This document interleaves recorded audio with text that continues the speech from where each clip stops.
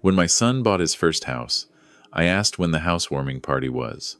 My daughter-in-law laughed and said, "Oh, that was last weekend. We only invited people who fit in with our neighborhood." A month later, my son called asking for $15,000. I replied, "Didn't I tell you? I'm glad to have you here. Follow my story until the end and comment the city you're watching from so I can see how far my story has reached." My name is Harold, and at 64 years old, I thought I understood how the world worked. I thought I knew my own son. I was wrong about everything. It started with a photograph. My neighbor Dorothy came over one Sunday afternoon with her tablet, excited to show me something she'd seen on Facebook. Her granddaughter was friends with my daughter-in-law, Chelsea, on social media, and apparently there had been quite the party at my son's new house. "Harold, look at this beautiful home." Brandon and Chelsea really outdid themselves with the decorating. And that backyard, my goodness, it must have been perfect for the party. I stared at the screen. There was my son, Brandon, 34 years old, standing in the backyard of a house I had never seen before, surrounded by at least 40 people I didn't recognize. Chelsea was beside him, holding a glass of champagne, laughing at something someone had said. The caption read, "Home, sweet home. Thank you to everyone who came to celebrate with us. We're so blessed to have such an amazing community." "When was this taken, Dorothy?" "Last Saturday, according to the Post." "Didn't you go?" I didn't answer. I couldn't. My throat had closed up. My only son had bought a house, moved into it, thrown a housewarming party, and I knew nothing about any of it. After Dorothy left, I called Brandon immediately. He picked up on the fifth ring, sounding distracted. "Hey, Dad, what's up? I'm kind of busy. I just saw pictures from your housewarming party. You bought a house?" Silence. Then a long sigh. "Yeah, we closed about 6 weeks ago. We've been meaning to tell you." 6 weeks? You've owned a house for 6 weeks and you didn't think to mention it to your father? "Dad, it's been crazy. Moving, unpacking, getting settled. You know how it is." "I know how what is, Brandon. I know that my son bought his first home and didn't tell me. I know that you threw a party and didn't invite me. What exactly am I supposed to understand about that?" Another pause. Then I heard Chelsea's voice in the background, and Brandon's tone changed. "Look, Dad, about the party. Chelsea handled the guest list. It was mostly people from the neighborhood, her co-workers, our friends from the tennis club. We wanted to make a good impression on the neighbors, you know? It was really more of a networking thing than a family celebration." "A networking thing?" "Yeah," Chelsea said. "Well, she thought it would be better to keep it professional. First impressions matter in a neighborhood like ours." "And what does that have to do with not inviting your father?" Brandon lowered his voice. "Dad, I love you, but you don't exactly fit in with our new crowd. These are corporate people, executives, lawyers. Chelsea's boss was there. It would have been awkward. Awkward. I would have been awkward.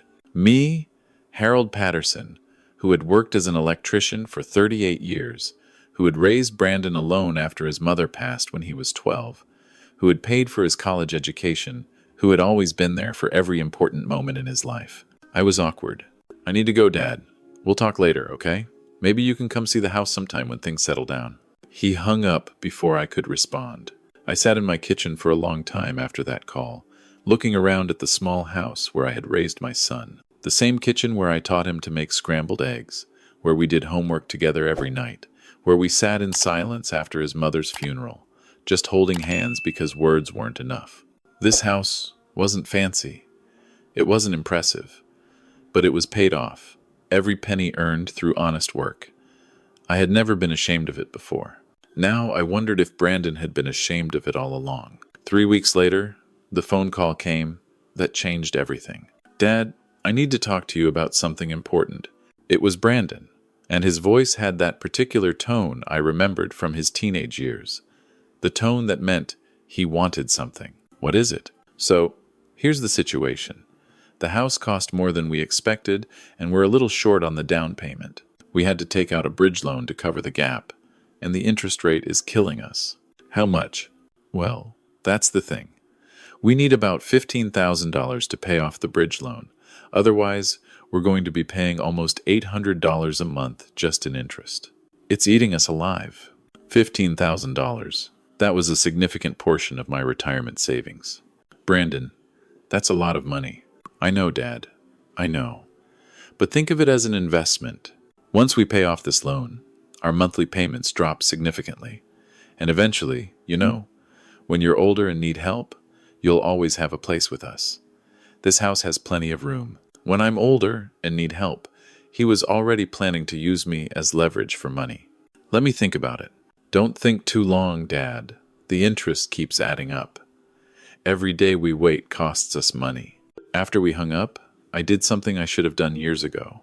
I started asking questions. First, I called my old friend George, who had been a real estate agent for 30 years before retiring. I asked him to look up the property records for Brandon's new address. Sure, Harold, give me a day or two. Then I called my niece, Sandra, who worked at a bank. I asked her, hypothetically, what kind of down payment would be required for a house in Brandon's new neighborhood. Uncle Harold, those homes go for $600,000 to $800,000. You're looking at a minimum 20% down payment for conventional financing.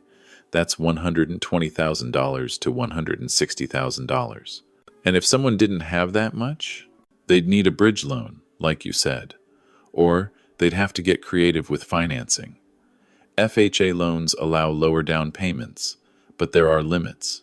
Why are you asking? Just curious. George called me back 2 days later. Harold, I found the property records. Your son's house sold for $725,000. According to the deed, they put down $145,000. No bridge loan recorded against the property. My blood ran cold. Are you sure? I'm looking at the documents right now. Clean title, conventional mortgage for $580,000. No secondary liens or loans. Whoever told you they had a bridge loan was lying. No bridge loan. They had somehow come up with $145,000 for a down payment, and there was no bridge loan, which meant Brandon's request for $15,000 wasn't to pay off any loan. It was just free money he thought he could get from his father. I started digging deeper. Through Dorothy's granddaughter, I was able to see more of Chelsea's social media posts. What I found made me sick. European vacations, expensive restaurants, designer clothes, a brand new BMW in the driveway. These weren't people struggling to pay off a bridge loan. These were people living far beyond what Brandon's salary as a mid-level marketing manager should allow. Then I found the photo that broke my heart. It was from 6 months ago, before they bought the house. Chelsea and Brandon at what looked like a fancy country club, sitting at a table with an older couple I didn't recognize. The caption read, "Sunday brunch with the best in-laws ever. So grateful for their constant love and support. Family is everything." I stared at that photo for a long time. Family is everything.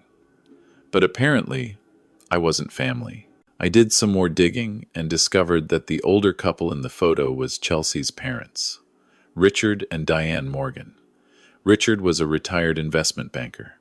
Diane came from old money. They had a vacation home in Martha's Vineyard and a condo in Florida. Suddenly, the $145,000 down payment made sense. Chelsea's parents had probably written a check without blinking, but that still didn't explain why Brandon needed $15,000 from me, unless he was just testing how much he could get. Brandon called again a week later, more insistent this time. "Dad, have you thought about the money? The bridge loan situation is getting really serious." "There is no bridge loan, Brandon." Silence. "What?" "I had a friend look up your property records. You put down $145,000 on that house. There's no bridge loan. There never was." More silence. "Then, Dad, you don't understand how real estate works." "I understand that you lied to me." "I didn't lie. I simplified. Look, the situation is complicated. Chelsea's parents helped with the down payment, but there were strings attached. We have to pay them back over time, and it's causing a lot of stress in our marriage. If you could help us get out from under that debt, we could finally be independent. Independent. By taking money from your father instead of your in-laws. It's different with family." "Is it? Because last I checked, Chelsea's parents got invited to your housewarming party, and I didn't." "Dad, that's not fair." "What's not fair, Brandon?" That I'm upset about being lied to? That I'm hurt about being excluded from your life? Or that I'm finally asking questions instead of just writing checks? He hung up on me.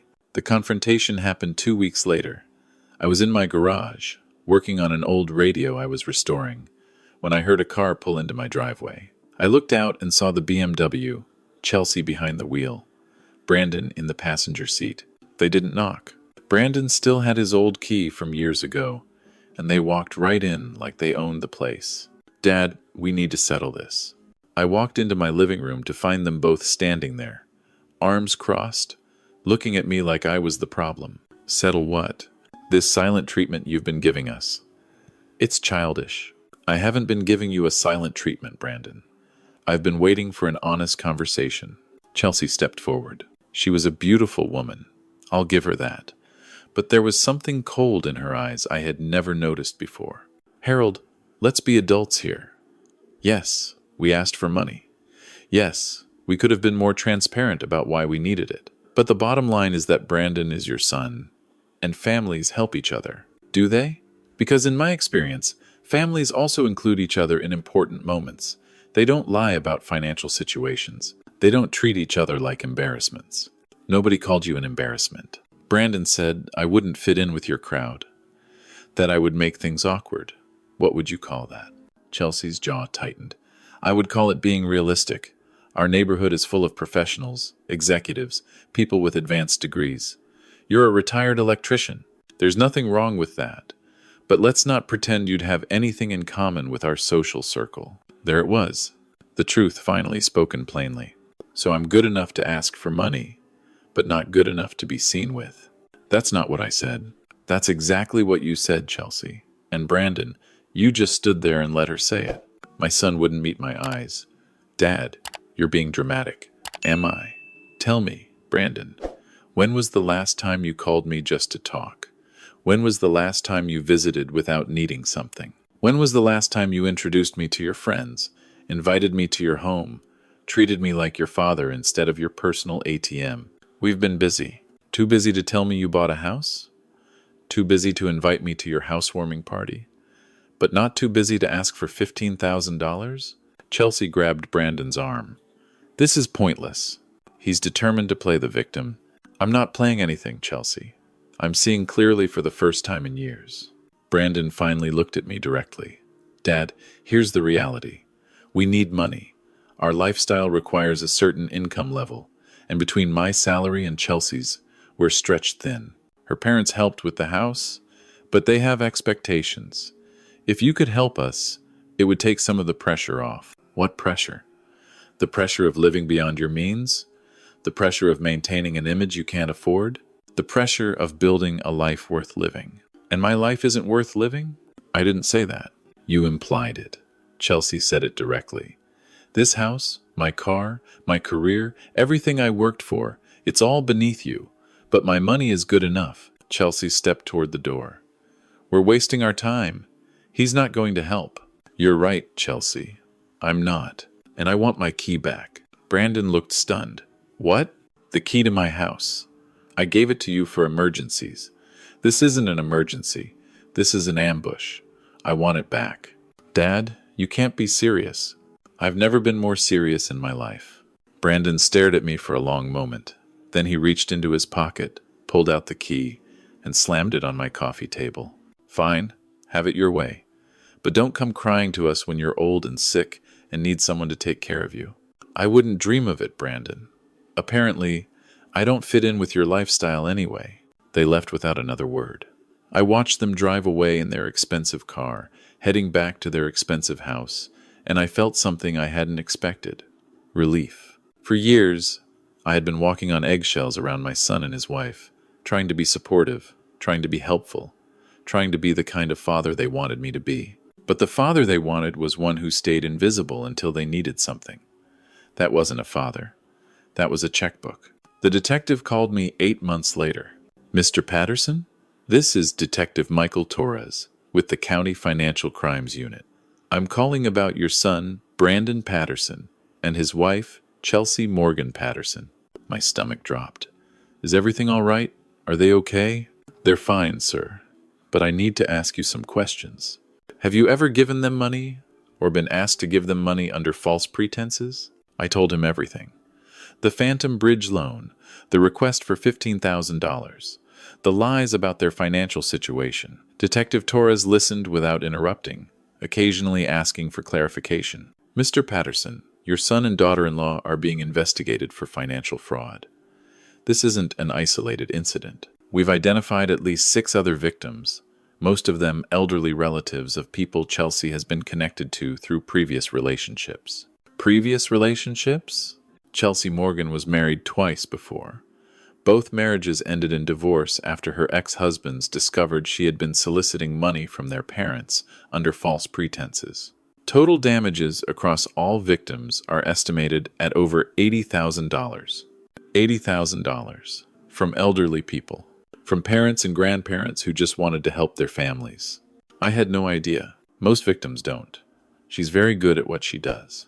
Targets families where the elderly member has savings, creates scenarios that seem plausible, uses the adult child as the front person. Your son may or may not have known the full extent of her activities. What happens now? We're building a case. Your testimony would be valuable. But I want you to know that pressing charges against family members is a difficult decision. There's no pressure either way. I'll cooperate in any way I can.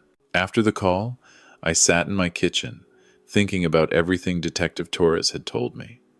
My son had married a con artist. Whether Brandon knew about her history or not, he had allowed himself to become part of her scheme. He had looked me in the eye and lied about a bridge loan that didn't exist. He had let his wife call me an embarrassment while standing silently beside her. Even if Chelsea was the mastermind, Brandon was complicit, and that hurt more than any amount of money ever could. 2 months later, Brandon called me. His voice was different, smaller, scared. Dad, I need to talk to you. It's important. I'm listening. Chelsea left me. She cleaned out our joint accounts and disappeared. The house is in foreclosure. I don't know what to do. I wish I could say I felt sorry for him. Part of me did. He was still my son, still the little boy I had raised alone, still the person I had sacrificed so much for. But another part of me remembered his silence when Chelsea insulted me, his willingness to lie, his threats about my future care. I'm sorry to hear that, Brandon. Dad, I know I messed up. I know I should have seen what she was doing, but I didn't know, I swear. She fooled me completely. Did she? Or did you just not want to see the truth because her way of life was more comfortable than facing reality? Silence. Dad, I'm your son. Doesn't that mean anything? It means everything, Brandon. That's why this hurts so much. You're my son, and you chose to exclude me from your life. You chose to lie to me. You chose to let your wife disrespect me. Being your son should have meant something to you too. I'm sorry. I'm so sorry. Can we start over? Please? I thought about it for a long time before answering. I don't know, Brandon. I really don't know. Trust, once broken, is hard to rebuild. And you didn't just break my trust once. You broke it repeatedly, over months, while looking me in the eye and lying. I'll do anything. I'll prove myself to you. Just give me a chance. Here's what I'm willing to do. You can call me once a week, just to talk, not to ask for anything. If you can do that for 6 months, if you can rebuild a relationship without any financial component, then maybe we can discuss what comes next. 6 months? 6 months of honest conversation, no requests for money, no excuses, no blaming Chelsea for everything, just you and me, trying to be father and son again. He agreed. It's been a year now. Brandon kept his word. Every Sunday afternoon, he calls. At first, the conversations were awkward, stilted, full of uncomfortable silences. But slowly, things started to change. He told me about finding a smaller apartment, about taking a second job to pay off his debts, about the therapy he started to understand how he had let himself be manipulated. He also told me about Chelsea. The police caught up with her in Arizona, trying the same scheme on her new boyfriend's mother. She's facing charges in 3 states. Brandon is cooperating with prosecutors and has testified against her. Last month, he asked if he could come visit. Not for money, not for help, just to see me. He brought lunch, Sandwiches from the deli where we used to go when he was a kid. We sat in my kitchen, the same kitchen where I raised him, and talked for hours. "I'm sorry, Dad," he said, "for everything. For the lies, for letting Chelsea treat you that way, for not being the son you deserved. I know you are, Brandon. I don't know if I can ever make it right. You can't change the past. But you're changing the present, and that matters." He looked around my kitchen, at the modest cabinets, the old appliances, the window above the sink where his mother used to keep herbs. "I was so stupid, Dad. I spent years trying to be something I wasn't, trying to live a life I couldn't afford, trying to impress people who didn't matter. And I pushed away the one person who actually loved me for who I was." "You were manipulated by someone who was very good at manipulation. That's not an excuse." "I let myself be manipulated because I wanted what she was offering. The lifestyle, the status, the feeling of being better than where I came from." He paused. "I was ashamed of you, Dad. I was ashamed of this house, of your job, of everything you represent. And I was wrong. So completely wrong." I reached across the table and took his hand. "I'm not going to pretend it doesn't still hurt, but I'm proud of you for facing the truth. That takes courage. I learned that from you. You always faced things head on, even when it was hard, especially when it was hard. We're still rebuilding. I don't know if we'll ever get back to what we had before Chelsea entered our lives. Some wounds leave permanent scars. But I've learned something important through all of this. Family isn't about obligation. It's about mutual respect, honesty, and genuine care for each other's well-being. For years, I thought being a good father meant giving Brandon whatever he needed, whenever he needed it, no questions asked. But that wasn't love. That was enabling. Real love means having boundaries. Real love means expecting honesty and giving it in return. Real love means being willing to walk away when you're being used, even when walking away breaks your heart. I'm 65 now. I volunteer at the senior center twice a week, helping other older adults recognize the signs of financial exploitation by family members. It happens more often than people think. Adult children who see their parents as resources rather than people. Spouses who use their partners to access family money. The manipulation is often so gradual, so wrapped in the language of family loyalty, that victims don't realize what's happening until they've lost thousands of dollars. I share my story because I want others to know they're not alone. And I want them to know that setting boundaries isn't selfish. It's survival. Brandon is doing better. He's got a modest apartment now, a job he doesn't hate, and a therapist who's helping him understand how he lost himself in the pursuit of status. He calls every Sunday, just like he promised. Sometimes we even laugh together, though the laughter is still tinged with sadness for what we lost. I don't know what the future holds. I don't know if I'll ever fully trust him again. But I know this: I'm no longer willing to be invisible until someone needs something from me. I'm no longer willing to accept disrespect as the price of family connection. I'm no longer willing to sacrifice my dignity for the illusion of belonging. Sometimes the best thing you can do for someone you love is to stop enabling them to hurt you. Sometimes boundaries are the most loving thing you can offer. And sometimes the family you fight to rebuild is stronger than the family you took for granted. I learned all of that the hard way, but I learned it, and that knowledge, painful as it was to acquire, has given me something I thought I'd lost forever: hope. Now, I'm curious about you who listened to my story. What would you have done in my place? Have you ever had to set boundaries with someone you love? Comment below. And meanwhile, I'm leaving on the final screen 2 other stories from this channel that I think will resonate with you. Thank you for watching until the end.